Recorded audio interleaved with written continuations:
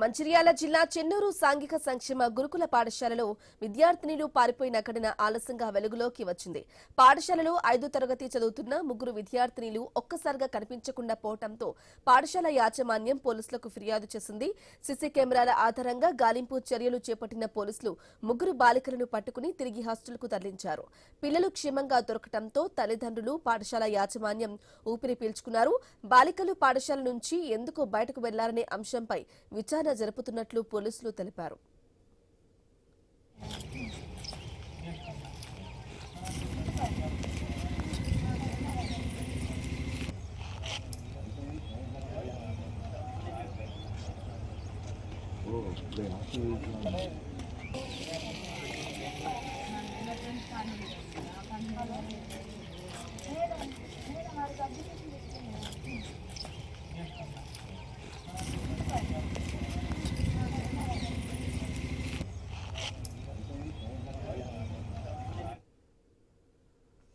ఇక మంచిర్యాల జిల్లా చెన్నూరు సాంఘిక సంక్షేమ గురుకుల పాఠశాలలో విద్యార్థులు పారిపోయిన ఘటనైతే ఆలస్యంగా వెలుగులోకి వచ్చింది.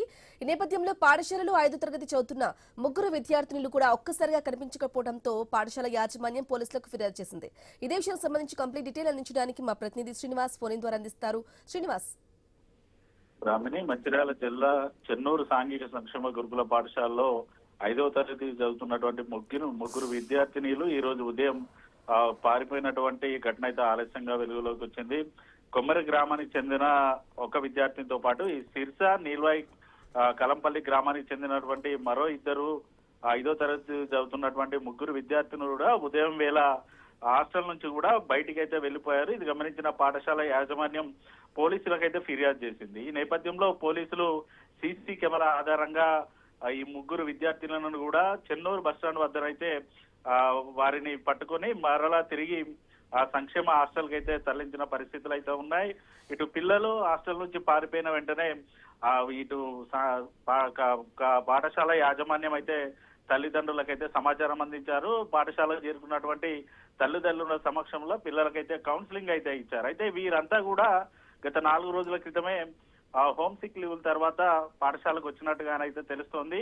ఇంటి మీద బెంగతోటే తాము పారిపోయామంటూ కూడా వారైతే పోలీసుల ముందు చెప్పినట్టుగానైతే తెలుస్తుంది. ఇటు పాఠశాల యాజమాన్యము తల్లిదండ్రుల సమక్షంలో వారికి ఇటు విద్యార్థినులకైతే పోలీసులు అయితే కౌన్సిలింగ్ ఇచ్చి ఇటు మళ్ళీ పాఠశాల యాజమాన్యానికి అయితే విద్యార్థులను అయితే అప్పగించిన పరిస్థితులు అయితే ఉన్నాయి. అయితే చెన్నూరు నియోజకవర్గానికి సంబంధించి కూడా బీసీ హాస్టల్ తో పాటు ఇటు సాంఘిక సంక్షేమ పాఠశాలల్లో వరుసగా ఇటువంటి ఘటనలు జరగడంతో అయితే ఆ విద్యార్థుల తల్లిదండ్రులు అయితే ఆందోళన వ్యక్తం చేస్తున్నారు. అయితే విద్యార్థులకు సంబంధించి కూడా హాస్టల్లో పూర్తి స్థాయి మౌలిక సదుపాయాల కల్పన లేకపోవడంతో వారు అక్కడ ఉండడానికి కూడా ఇబ్బంది పడుతున్నారంటూ కూడా ఇటు బీఆర్ఎస్ పార్టీతో పాటు ఇతర విద్యార్థి సంఘాలు కూడా ఆరోపణలు అయితే చేస్తున్నాయి. మౌలిక సదుపాయాల కల్పన లేదు, వాడు ఉండడానికి కూడా ఇబ్బంది పడుతున్న నేపథ్యంలోనే విద్యార్థులు కూడా బయటికి వెళ్తున్నారంటూ కూడా వారైతే ఆరోపణలు చేస్తున్న పరిస్థితులు అయితే. మరోవైపు ఏదైతే ఇటు విద్యార్థులు పారిపోయినటువంటి సాంఘిక సంక్షేమ పాఠశాల ఉందో నిన్న మంత్రి వివేక్ కూడా ఆ పాఠశాలలో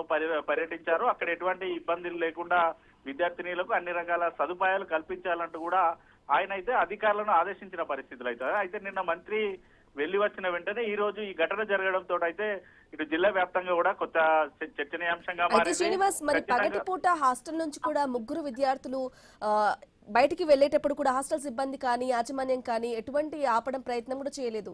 ఎందుకంటారు? అసలు ఎక్కడికి వెళ్లారు? వాళ్ళు ఏంటి? తల్లిదండ్రులు కూడా దీనిపై ఏమంటున్నారు?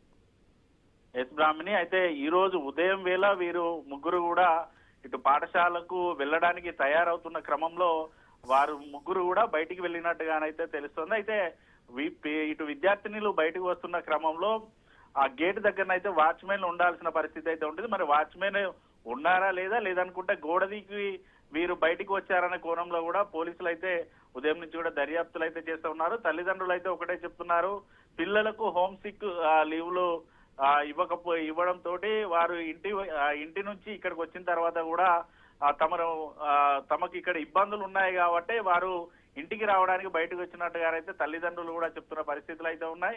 అంటే ప్రధానంగా హాస్టల్లో పిల్లలకు ఉండాల్సినటువంటి మౌలిక సదుపాయాల కల్పనలేమి ఉన్న కారణంగా ఒక అంశం కాగా మరోవైపు ఇంటి వద్ద నుంచి వస్తున్నటువంటి వారి తల్లిదండ్రులను మర్చిపోలేక కూడా బయటికి వెళ్ళి ఇంటికి వెళ్తున్న ఘటనలు ఉన్నాయి. అయితే బయటికి వెళ్ళినటువంటి విద్యార్థులు కనుక ఇంటికి వెళ్తే ఎటువంటి ఇబ్బందికర పరిస్థితులు లేవు. కానీ వారు కనుక ఇంటికి వెళ్లకుండా బయటికి ఎట్టన్నా వెళ్తే కూడా పూర్తిగా ఇబ్బందికర పరిస్థితులు అయితే ఉంటాయి. కానీ హాస్టల్లో మాత్రం ఇప్పటికి కూడా ఎక్కడికక్కడ సమస్యలు కూడా ఈ పాఠశాలల్లో ఇటు హాస్టల్లో కూడా తిష్టవేస్తున్న సిచ్యువేషన్స్ అయితే గత 2-3 వారాల నుంచి మనం చూస్తూనే ఉన్నాం.